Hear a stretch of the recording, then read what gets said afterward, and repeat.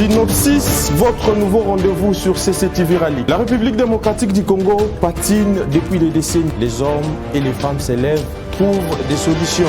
Les politiciens, les acteurs sociaux, ainsi que les simples citoyens, ce qu'ils proposent, mais pas tout. Comment les propositions faites sont-elles réalisables, chiffrées à l'appui? Synopsis est donc là pour vous, pour ceux qui proposent des solutions, mais ceux qui maîtrisent leur sujet. Synopsis, c'est chaque vendredi à 21h30 sur CCTV Rallye. Le rendez-vous est donc pris. À très bientôt.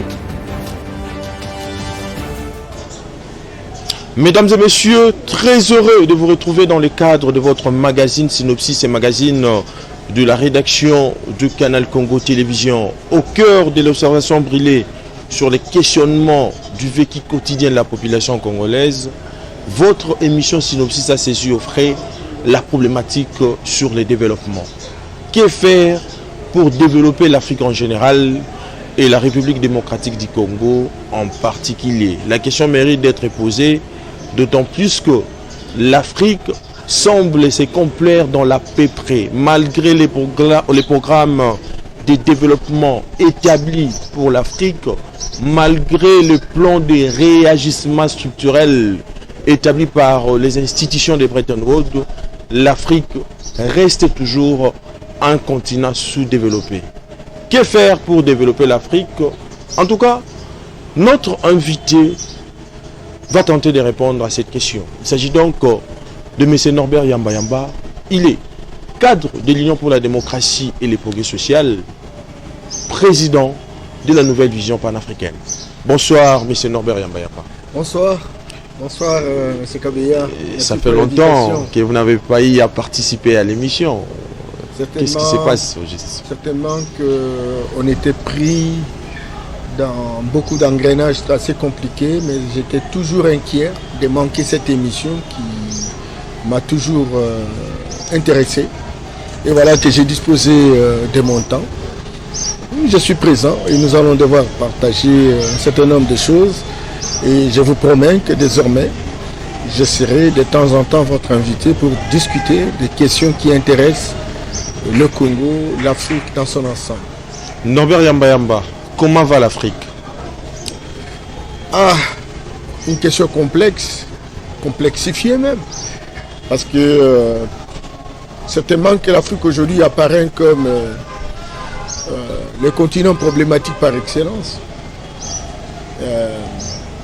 Mais l'Afrique a beaucoup d'atouts. L'Afrique a une très grande superficie, de l'ordre de 30 millions de kilomètres carrés. C'est la superficie des États-Unis, la Chine, l'Inde réunis. On pourrait même prendre les États-Unis, la Chine, plus l'Europe réunis, etc. C'est que très clairement, avec la superficie qui est disponible en Afrique, on peut faire des prospections et trouver des choses qui peuvent intéresser et contribuer au développement de l'Afrique. L'Afrique a une population qui va très croissante en fait.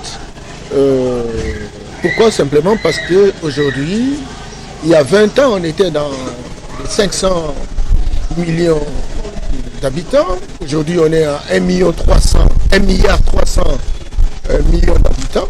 C'est qu'avec une jeunesse de 60%, moyenne de 19 ans, c'est que très clairement, nous avons une population active qui peut booster véritablement l'Afrique. Mais l'Afrique aussi a des richesses, ce qu'on appelle des ressources naturelles potentielles. Un tiers des ressources naturelles du monde se retrouvent en Afrique. 90% de ces réserves ou de ces ressources ne sont pas encore exploitées. C'est que très clairement, si on s'engage dans la direction des nouvelles technologies, dans la direction des sciences fondamentales, je pense qu'on peut avoir la possibilité de construire un nouveau paradigme et autour de ce paradigme, assurer le développement de l'Afrique. Mais en attendant que tous ces atouts soient rendus opérationnels, il faut reconnaître que la situation ne va pas bien. Vous l'avez dit, j'ai entendu dans votre introduction, Il y a beaucoup d'interventions des Fonds monétaires internationaux, beaucoup d'interventions Banque mondiale, beaucoup d'interventions Union européenne et beaucoup d'autres banques régionales, etc.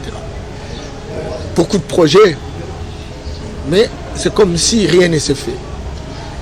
Au niveau de la structuration de l'État, on a copié tantôt l'Occident, la social-démocratie, tantôt le capitalisme, tantôt le communisme, tantôt d'autres formes de l'État, que ce soit le fédéralisme, l'unitarisme, etc. On a tenté tout, mais comme si on n'avance pas. On a tenté des gouvernements qui sont composés, n'est-ce pas, des grands intellectuels, qu'on appelle généralement des universitaires. Vous avez des docteurs d'université, vous avez des licenciés, des gradués, des D6, ou de toutes catégories. Mais c'est comme si personne n'a été à l'école. Des nouvelles formes de gouvernement des technocrates. Et on dit non, il faut prendre des gens qui ont travaillé dans les institutions internationales et qui ont acquis des expériences cumulées, n'est-ce pas, à travers le monde, etc. On a tenté de les confier des responsabilités, mais c'est comme si on n'a rien foutu. Non, mais il faut s'adapter aux objectifs de développement qui sont articulés dans des grands programmes au niveau africain, au niveau mondial, etc. Vous avez suivi les objectifs pour le millénaire, les objectifs du millénaire pour le développement. C'était 8. On a tenté. On a même fait une évaluation. Un échec catastrophique. Justement, M. Norbert Yambemba, face à cette réalité, bien évidemment, l'Afrique ne va pas rattraper l'Occident. Mais est-ce que l'Afrique est-elle aujourd'hui capable de donner sa propre voie de développement, pour ne pas dire suivre l'exemple de l'Occident? Eh bien, c'est ça justement, Kabila. C'est ça justement la recherche d'un nouveau paradigme. Le paradigme qui, afin qu'on soit infantilisé, clochardisé aujourd'hui, où l'Afrique est restée fondamentalement un emprisonné, un incarcéré permanent, c'est à cause d'un paradigme fondamentalement occidental qu'on appelle paradigme hérocentriste. Ce paradigme est à rentabilité externe. Ça veut dire quoi? Ça veut dire en fait qu'il y a des centres, il y a des entités. Il y a l'entité qui est au centre, qu'on appelle les Occidentaux, et l'entité qui est dans la périphérie, qu'on appelle généralement les Africains, les tiers-mondes, comme pourrait prendre les termes de Samir Amin. Et donc, ces entités centristes, qu'on appelle généralement les Occidentaux, les pays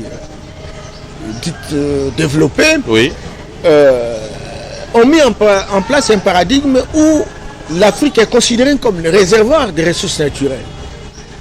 Et quand ils viennent, et ils sont là justement pour inventer des technologies, inventer des sciences. Et il y a une sorte de collaboration inégale, parce qu'ils ont des technologies pour transformer ce que l'Afrique dispose. C'est très clair qu'ils viennent en Afrique, ils mettent essentiellement des usines d'extraction.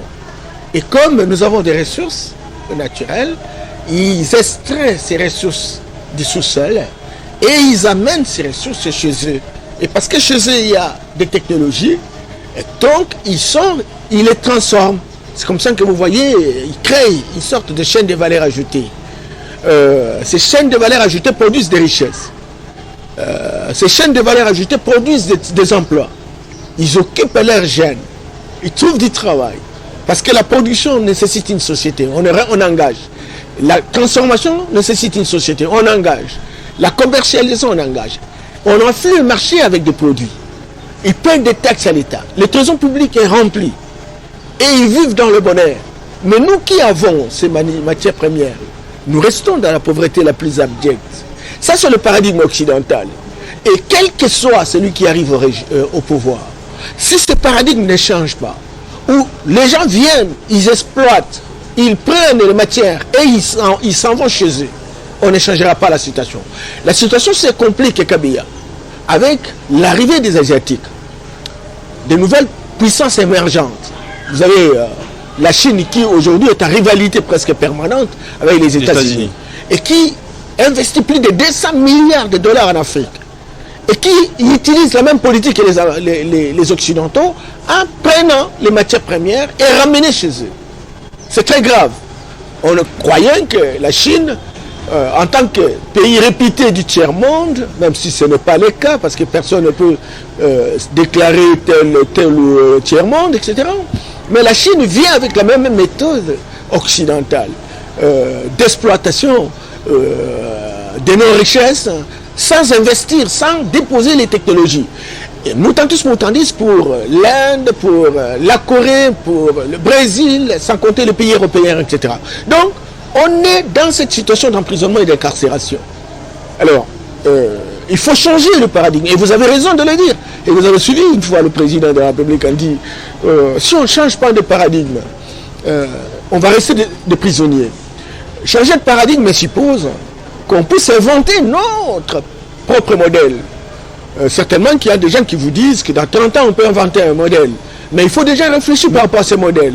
Mais justement, M. Norbert Yamba, l'opinion occidentale reste aujourd'hui gorgée par les stéréotypes sur l'État et le pouvoir en Afrique, en particulier quant au rôle que joue la corruption et le tribalisme face à ces problèmes de développement. Parce qu'il ne faut pas oublier aujourd'hui quelqu'un, en fait, d'un tribu qui est au pouvoir, il va faire de tout son possible pour que le tribalisme puisse marquer la politique de sa gouvernance, afin que cela favorise l'éclosion du sentiment tribal au détriment du sentiment national.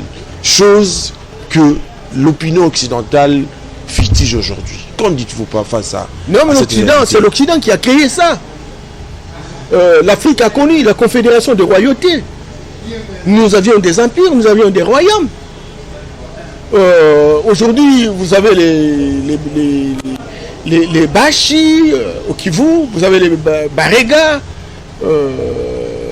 vous avez au Kasaï les Baluba, les Songé, les Tetela. À l'équateur, vous avez les Mongons, vous avez les Mwandi, vous avez les Mwaka, etc. pour ne citer que ça. Mais ils ont existé depuis des millénaires. Ils ont existé avant que l'Occident n'arrive. Qui a parlé de tribalisme? Parce que nous étions organisés, nous avions un modèle de gouvernance. L'Afrique à l'époque n'avait pas 54 États. Et donc l'Afrique était unique, c'est la mère patrie. Alors maintenant, quand ils sont arrivés, parce qu'ils avaient besoin de prendre nos ressources naturelles, sous-sol comme du sol, ils ont mis en place la politique d'atomisation sociale, c'est-à-dire diviser pour mieux régner. Il faut atomiser les gens, il faut saucissonner. Ils ont commencé par nous saucissonner sur base d'une carte mal dessinée à Berlin. Là, justement, on donne raison à Mabika Kalanda qui a dit dans sa remise en question que au fur et à mesure que les tribus et les clans prenaient numériquement de l'importance, les phénomènes de la division s'amplifiaient. Oui, mais Mabika, il a parlé de la remise en question. Oui. Cette remise en question porte sur véritablement les idées importées. Le système de gouvernance aujourd'hui, la République, c'est une donne importée, KBA. Il faut quoi à la place? Ben écoute, mais c'est ça justement la réflexion. C'est justement l'incompétence de nos intellectuels qui font la répétition, la récitation, qui sont incapables de nous inventer un modèle qui configure véritablement les héritages traditionnels. Comment nous avons survécu pendant des millénaires? Est-ce que nous n'avions pas un mode de gouvernance? Comment nous pouvons avoir des sociologues, des politologues, des juristes, et qui sont incapables de nous donner un modus vivendi pour que nous puissions véritablement gérer notre pays, notre continent? Beaucoup parlent d'État fédéral. Oui, j'adhère. Je suis de ceux qui parlent des États-Unis d'Afrique. Mais en dehors de la déclaration, personne ne nous donne un schéma opératoire. On n'invente pas, on ne théorise pas. C'est ça la difficulté. Les différentes thèses, les différentes mémoires, les différentes recherches qui se font sont basées sur des créneaux, sur des principes occidentaux, sur des théories, des modèles occidentaux qu'on compare pour qu'on s'implique par rapport aux idées, on grimpe sur les idées véritablement des chercheurs occidentaux. Mais on n'est pas à mesure de s'éloigner de ces gens-là et de fouiner sur nos héritages traditionnels et se dire Et qu'est-ce que nous faisons à la place? Kabeya, on est en train de réfléchir sur le développement de l'Afrique, de nos pays de manière générale, etc. Mais il faut savoir également comment on est tombé. Vous connaissez les égyptologues nous disent que l'Afrique, hier, mère patrie, hier, pays des Kamites, pays des Noirs, a connu une percée spectaculaire. Il y en a ceux qui disent, il y a 10 000 ans avant l'ère chrétienne, etc., nous étions une puissance. Théophile Obenga, qui est devenu, qui est resté le seul patriarche que nous avons pour l'instant, et qui a accompagné Cheikh Anta Diop, qui est devenu le savant inégalable du XXIe siècle, nous rappelle qu'il y a 35 siècles, nous étions une puissance économique. Les premiers réfugiés qui sont arrivés en Afrique sont des Israélites. Ils y avaient faim, ils sont venus parce que nous avions l'abondance. Nous étions une puissance scientifique parce que... Et pourquoi ne pas maintenir les statu quo? Eh bien, nous avons été agressés. Regardez aujourd'hui, les Américains, ils sont puissants. Quand les Africains ont été attaqués par les Assyriens, par les Babyloniens, etc. Et voilà, donc il y a eu délocalisation de la puissance. Cette puissance a quitté l'Afrique vers l'Europe. Et l'Europe est devenue véritablement une grande puissance. Kabeya, si vous me suivez. Et puis après, cette Europe s'est recentrée aux États-Unis, le Nouveau Monde.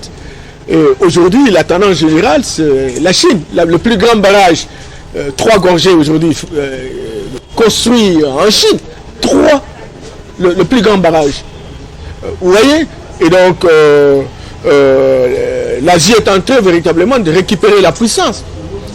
Dans les 30 ans, la Chine risque d'être la première puissance économique, première puissance commerciale, première puissance militaire ou scientifique. Aujourd'hui, c'est la première puissance sur le plan de la numérisation, de la digitalisation. Donc la Chine a avancé. Même compétition, les Indiens sont en train véritablement de se battre. Beaucoup d'autres pays, la Corée aujourd'hui, très avancée. Eh bien, c'était l'apanage de l'Europe, c'était l'apanage de l'Amérique.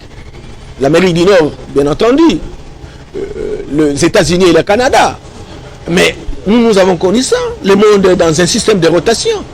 Le panier a été chez nous, nous avons transféré chez les Occidentaux. Les Occidentaux sont en train de transférer chez les Asiatiques, les Orientaux, etc. Donc, certainement qu'il faut connaître comment nous sommes tombés. Alors, si on connaît comment nous sommes tombés, nous sommes capables de récupérer parce que le panier continue à circuler. Nous sommes tombés à cause d'une religion importée, dite et révélée, qui est venue nous assiéger, qui nous a neutralisés. En fait, la religion fait partie des obstacles au développement. Mais c'est terrible. Nous avons connu la spiritualité, mais nous n'avons pas connu la religion. La religion est une institution humaine. La religion est une organisation humaine. Tu vois, la religion catholique, il y a une histoire. Ça a commencé de quelque part et ça continue. C'est que très clairement, il y a des hommes et des femmes qui se sont mis ensemble pour créer cette religion en relation avec un être suprême qu'elle n'a jamais vu. Mais vous oubliez que le christianisme, c'est la voie du salut pour des développements. Peut-être que vous l'avez mal appliqué, mais c'est Norbert Yamba Yamba. Bon, le christianisme, c'est la religion européenne,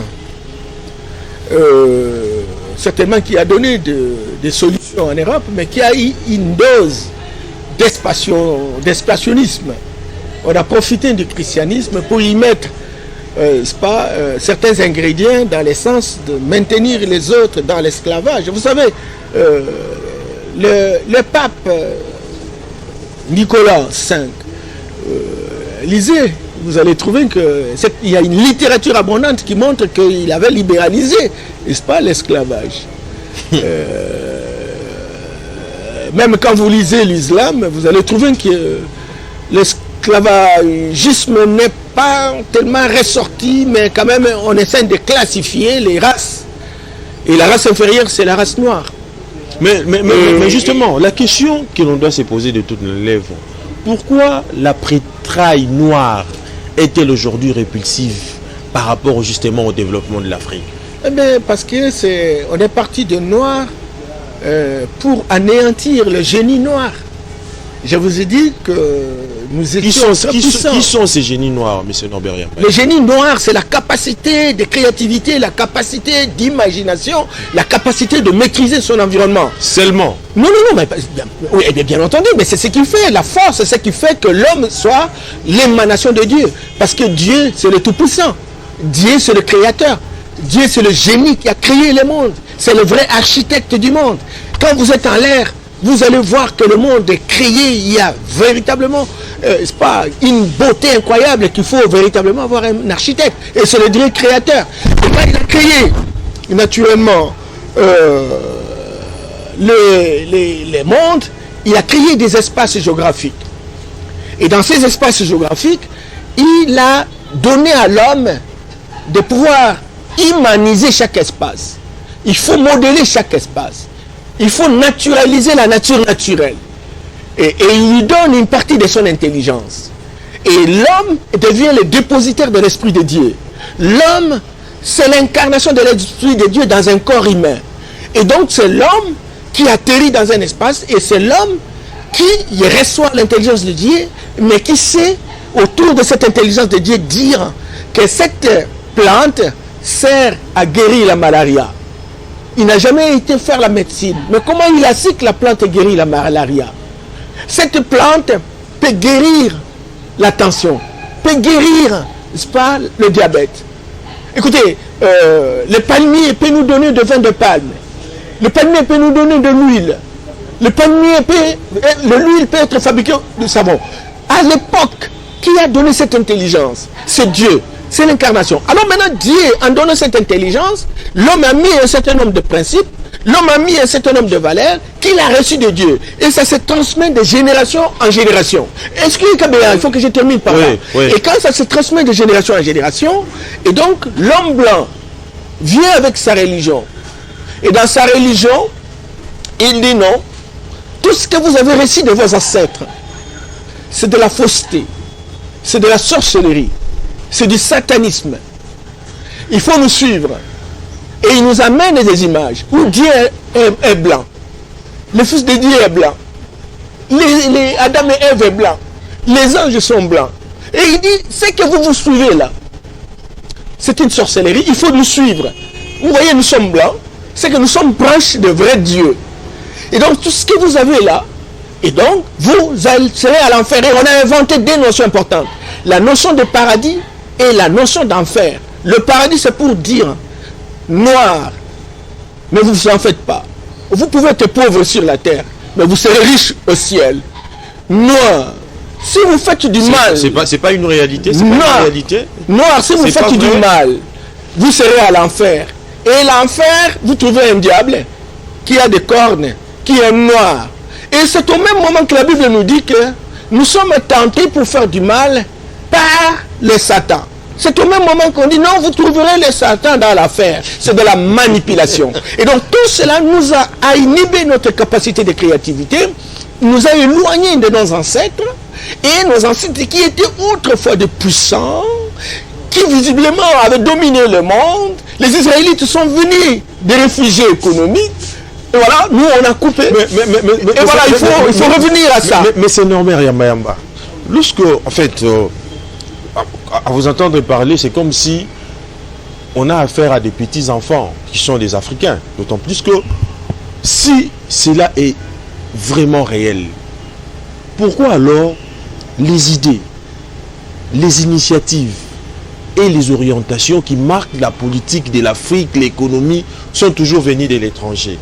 Outre cela, M. Norbert Yambaya, par là, vous ne voyez pas qu'il se pose un problème de type d'homme. Parce que au centre du problème de développement, on trouve d'abord l'homme. L'homme des sciences, homme religieux, homme des conceptions, des réflexions, et même bien sûr, des citoyens honnêtes, ayant une mentalité tournée vers le développement face à une certaine vertu. Mais l'un et l'autre manquent encore en Afrique en général, et au Congo en particulier. Vous ne voyez pas que le premier doit encore se former et puis se discipliner? Non, mais quelle formation, Kabea? Nous avons combien d'intellectuels dans notre pays? C'est plus de millions d'intellectuels. Il ne faut pas compter sur toute l'Afrique. Des millions. Des millions, Kabea. En Afrique? Excusez, Kabea. Oui. C'est une question très pertinente, Kabea. Il faudrait que nos téléspectateurs suivent comme il se doit. il y a 3 éléments qui ont neutralisé notre efficacité. Et nous devons le regretter. Lesquels? J'ai cité la religion. Oui. Dite et révélée, importée. Et vous en avez 3. Ce sont les fils d'Abraham qui se sont complotés contre nous. Vous avez Ismaël qui a généré ce qu'on appelle l'islam. Et vous avez Isaac qui a généré le christianisme et le judaïsme. Et les Asiatiques entrent dans la danse avec le bouddhisme.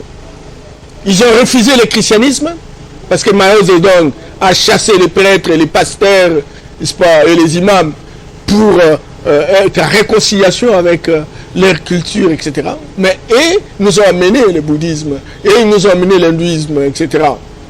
Toutes ces religions importées servent pour leurs espaces géographiques respectifs. 2. L'éducation. Regardez comment nous avons des millions d'intellectuels. Quelqu'un, il a un diplôme de doctorat. Mais est-ce qu'on vous a fouetté comme à l'époque coloniale pour adhérer à toutes ces religions? Mais écoutez, Kabila, mais c'est comme ça que Tchèque Antadio disait. Oui. Non, mais on nous a fouettés. Ils venaient avec des sacs. À l'époque, mais pas présentement. Mais attention, attention, Kabila. Mais il faut me donner le temps parce que j'ai envie d'enseigner. Justement, je vous donne le temps. Donc, à l'époque, Kabila, ils sont venus avec des sacs. Dans le sac, il y a des revolvers. Dans le sac, il y a des croix, des bibles, des machettes, des couteaux. Et ils nous ont imposé des milliers de personnes qui ont résisté, ont été tuées.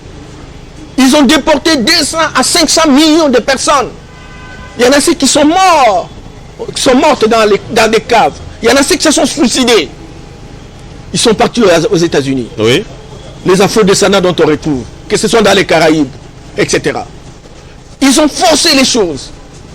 Et ils nous ont fait comprendre que tout ce que nous avions comme puissance, ça relevait véritablement du satanisme. Nous avons adopté Kabila. Et ils ne se sont pas arrêtés là.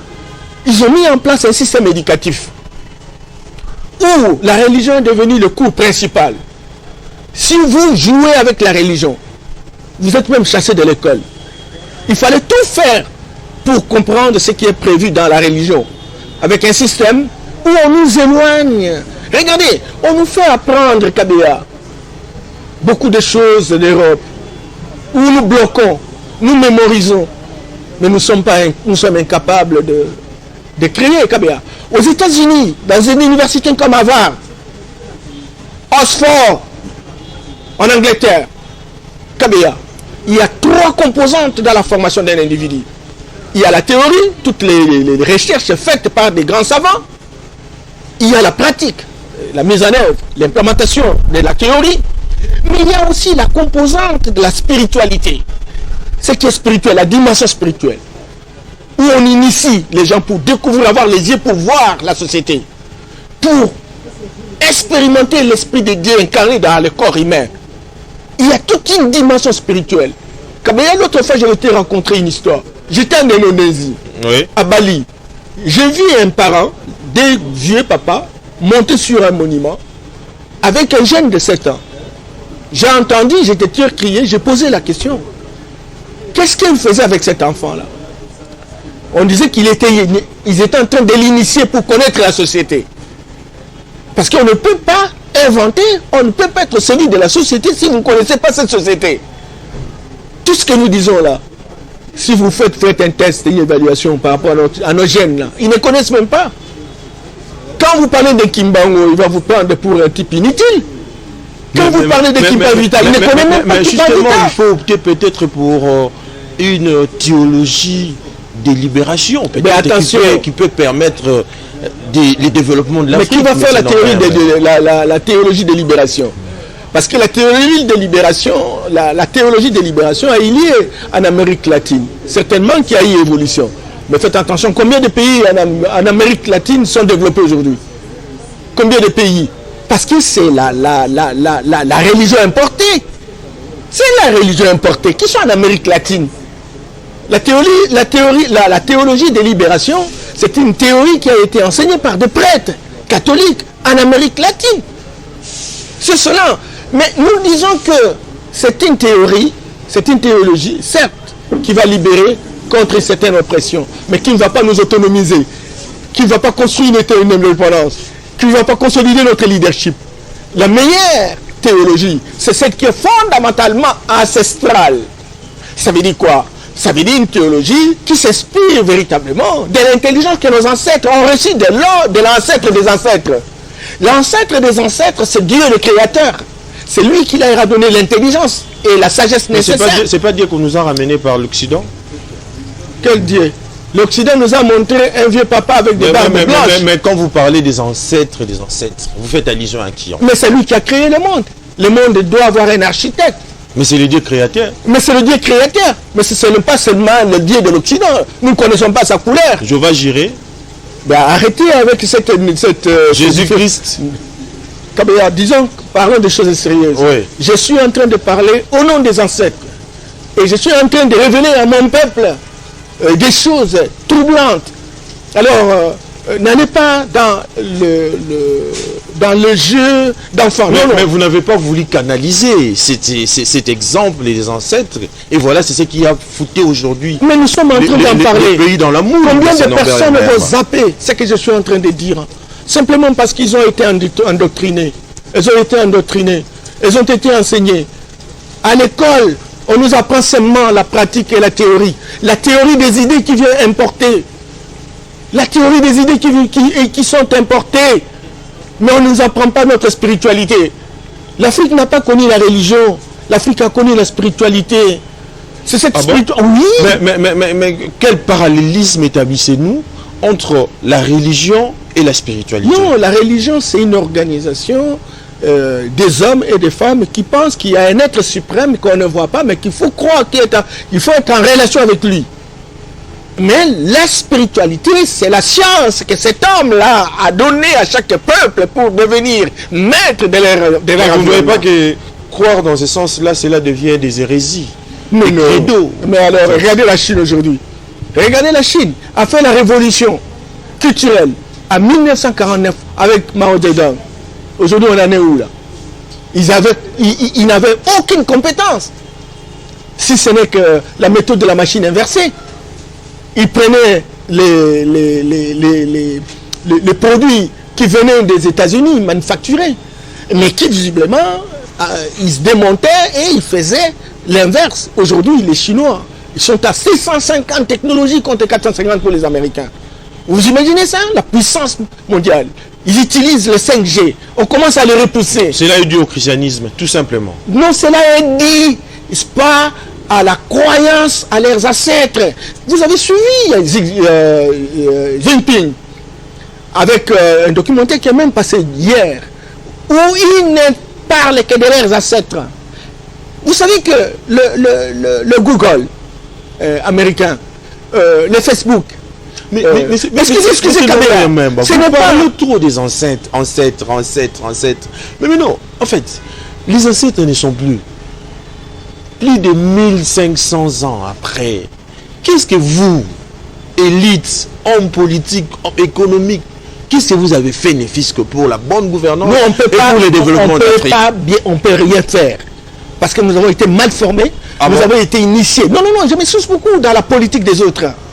Nous n'avons ni autonomie financière, ni autonomie sanitaire, ni autonomie politique, ni autonomie spirituelle, ni autonomie remise en question. Une remise en question, il faut un nouveau paradigme qui tire sa source au niveau du génie propre, et ce génie propre doit tirer sa source au niveau de la spiritualité authentique. Justement, qui doit initier?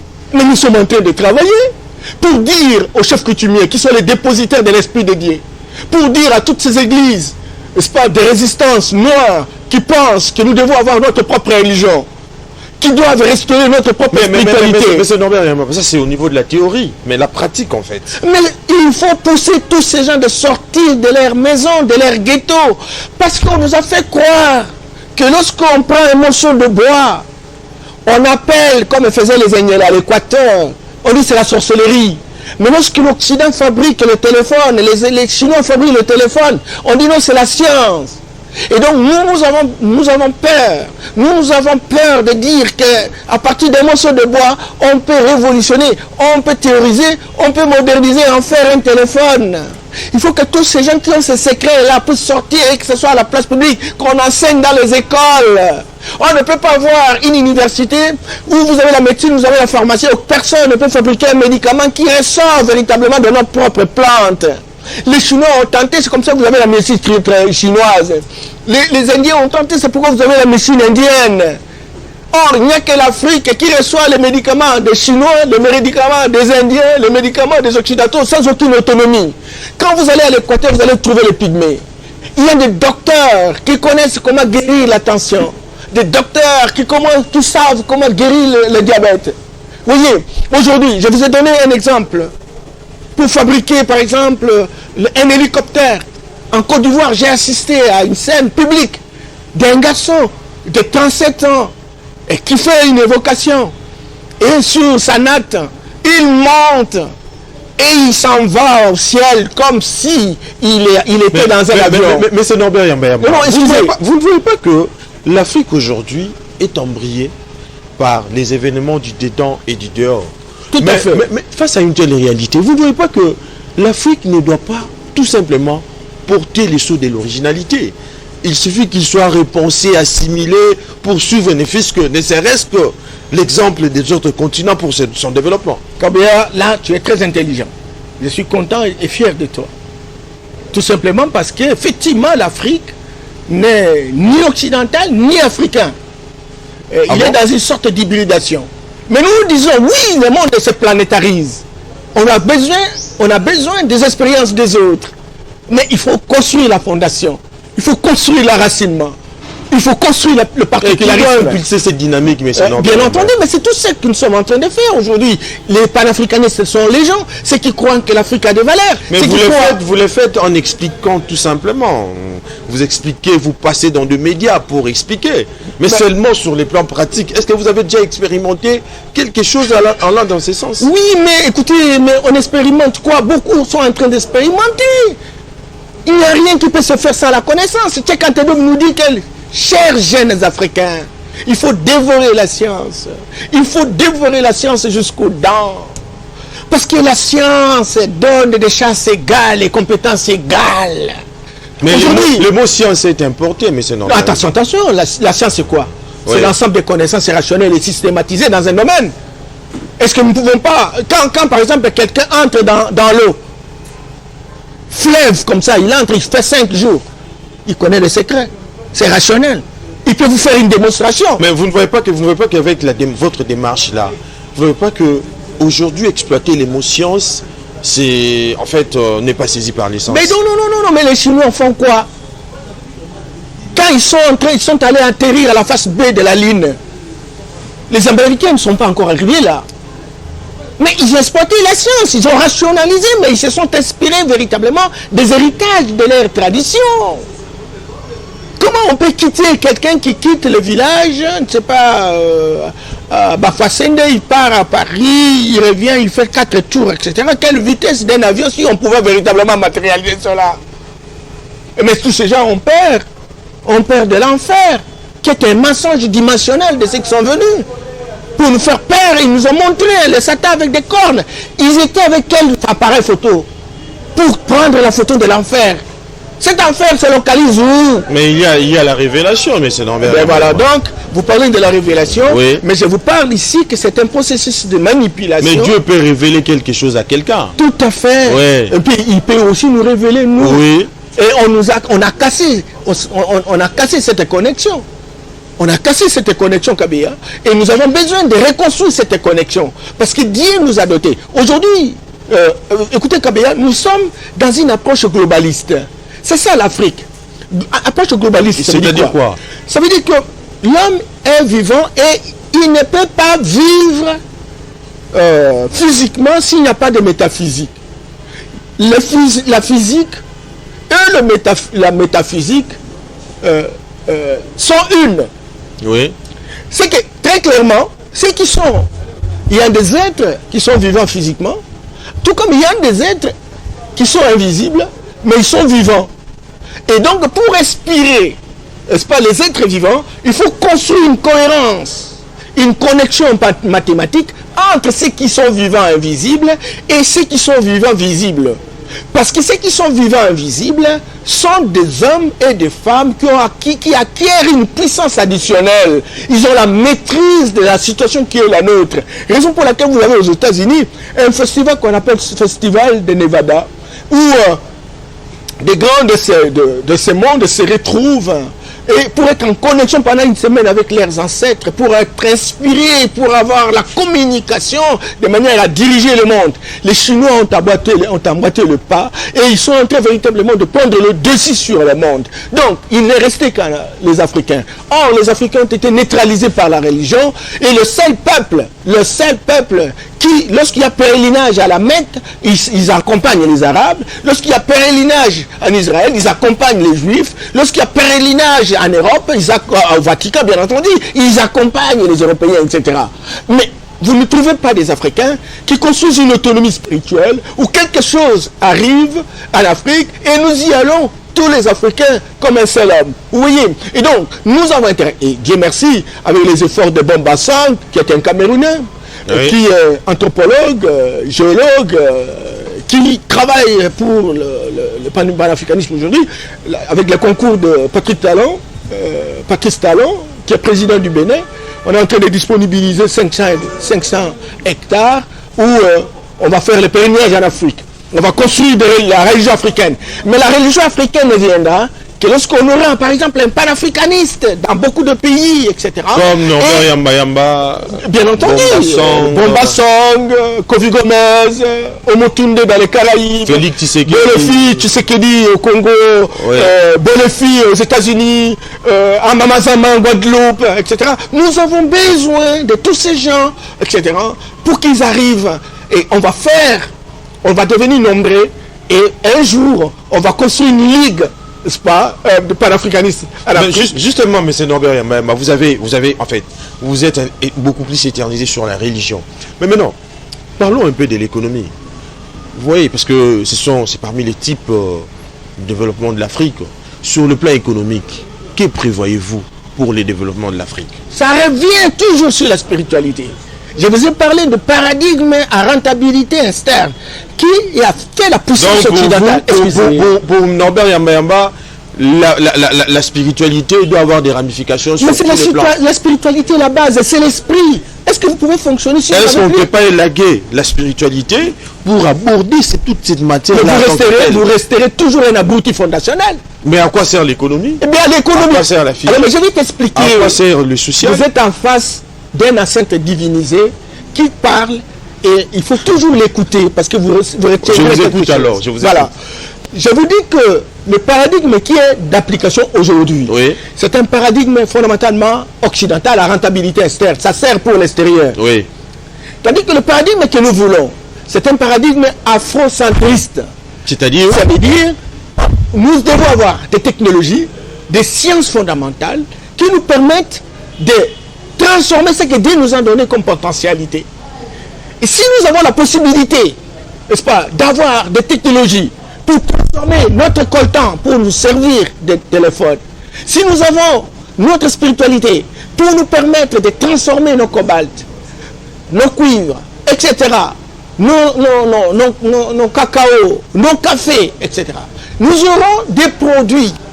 Et ces produits peuvent être commercialisés. Ces produits deviendront des richesses additionnelles et nous aurons de l'argent. On va rentrer l'argent dans les trésors publics et l'économie va s'épanouir.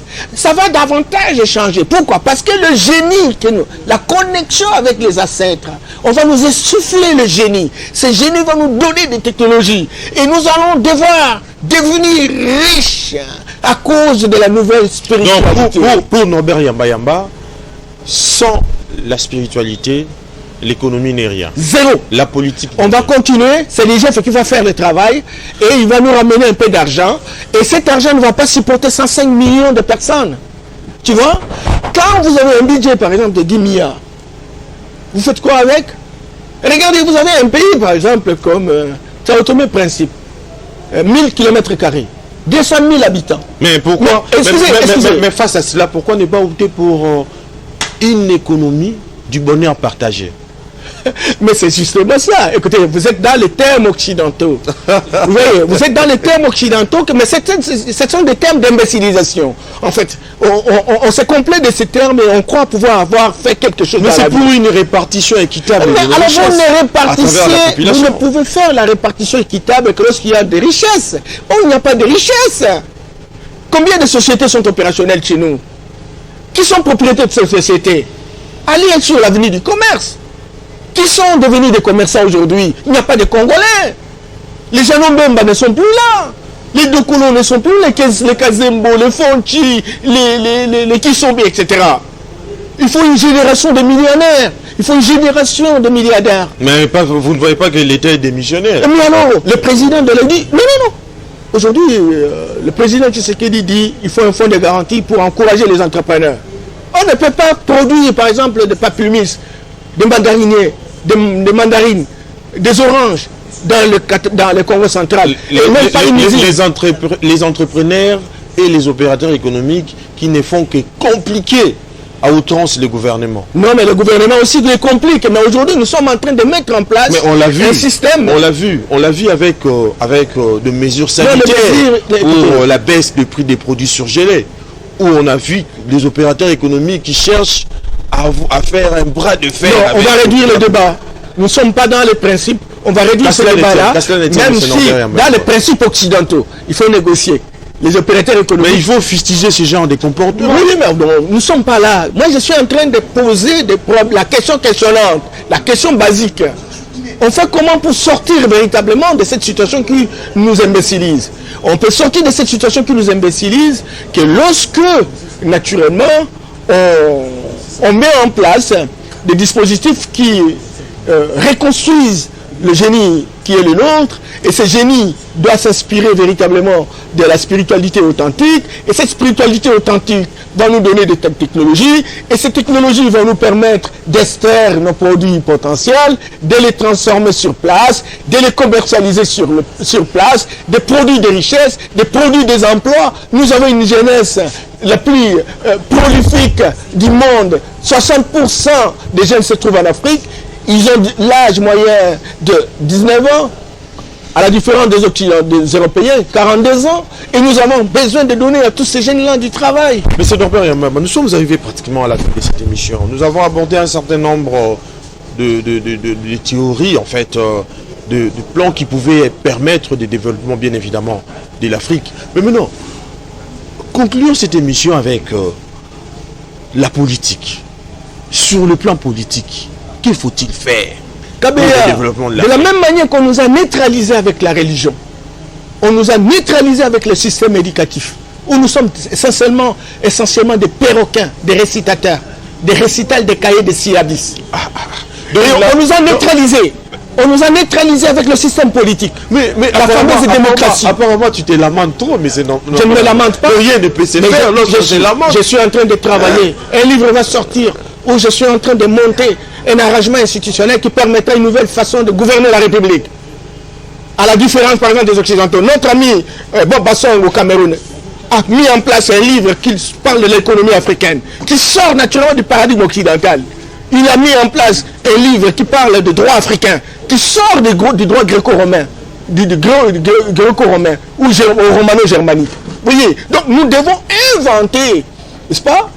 On ne se lamente pas, mais on fait la cartographie, non, on fait la photographie de la situation. On se dit par rapport à cette photographie, on ne peut pas décoller, il faut des alternatives. Et c'est pour ça que nous parlons de ces questions-là. On ne se lamente pas. Mais en vous attendant de parler, c'est comme s'il n'y a pas un plan B face à une telle situation. Non, il y a un plan B, le paradigme. Le président le dit chaque jour. Le paradigme africain. Le paradigme africain, c'est la restauration de l'identité culturelle. Le paradigme africain, c'est la connexion avec la métaphysique africaine. Le paradigme africain, c'est la restauration de la spiritualité authentique. Le paradigme africain, c'est le rétablissement du génie propre, notre génie. Le paradigme africain, c'est la restauration de l'esprit de Dieu incarné dans le corps humain avec les valeurs que Dieu a partagées avec nous. Le paradigme africain, c'est la capacité d'avoir des savants, des génies dans nos universités, dans nos écoles, des milliardaires, des millionnaires. Eh bien voilà, encore l'imbécilisation de la religion dite importée qui a amené un concept qui n'a pas de qui n'a pas de contenu. Kindoki, en Kikongo, c'est la spiritualité. Les gens qui sont initiés dans nos villages, parce que moi je fais de la recherche, Oui. on appelle les Kindoki là des hommes intelligents, des hommes sages, des hommes qui connaissent les choses que les autres ne connaissent pas. Kabila, tu vas voir du feu. Il vient, il se met sur le feu. Ça brille, mais lui ne brille pas, Kabila. Mais toi, quand tu oses entrer, tu brilles. Mais qui nous parce dit que tu n'as c'est pas la sorcellerie. Non, parce que tu n'as pas la connaissance. Mais c'est Norbert. Alors il faut que cette connaissance soit capitalisée pour que ce soit d'application. Nous sommes arrivés pratiquement à la fin de cette émission. Votre mot pour conclure. Merci, Kabila. Je sais qu'on a beaucoup discuté. Ça va déranger certaines personnes qui entendent pour la première fois ces discours. Yamba que je suis un garçon de bonne éducation. Oui. Je suis foncièrement chrétien. J'ai été initié dans la chrétienté. Et j'ai compris que nous étions nous étions des humains au même titre que les Occidentaux. Et que tout ce qui vient de l'Occident est bon et ça peut faciliter notre développement et que nous étions dans un processus de développement. Après beaucoup de déplacements, de voyages à travers le monde, j'en ai fait 65 pays. Oui. Après beaucoup de recherches, après beaucoup d'observations de différents gouvernements et tout ce qui se fait, tout ce que nous faisons, nos religions, nos écoles, notre système politique, je me suis rendu finalement compte qu'on peut changer de gouvernement comme on veut. On n'ira nulle part. Si le débat ne se pose pas aujourd'hui en termes de remise en question du système religieux qui nous a infantilisés, en termes de remise en question du système éducatif, qui est un système de récitation, de répétition pour aller vers un système de questionnement. Politique. Si on n'a même pas en question, on remet pas en question le système politique qui nous infantilise, qui nous amène la démocratie, la fameuse démocratie, mais qui produise la guerre, qui fait tuer nos filles, nos garçons. Et donc nous avons intérêt aujourd'hui, sincèrement, que l'on puisse quitter le paradigme occidental qui est à rentabilité externe pour revenir vers le paradigme afrocentriste à rentabilité interne.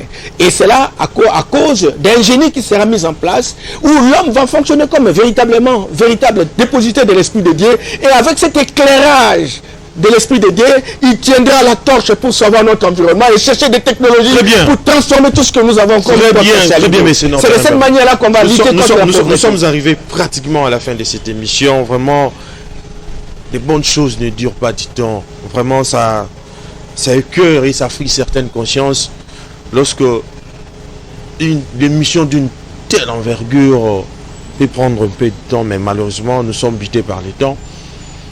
On se retrouve le vendredi prochain avec notre invité. Mais d'ici là, portez-vous bien et bonne suite des programmes sur nos chaînes.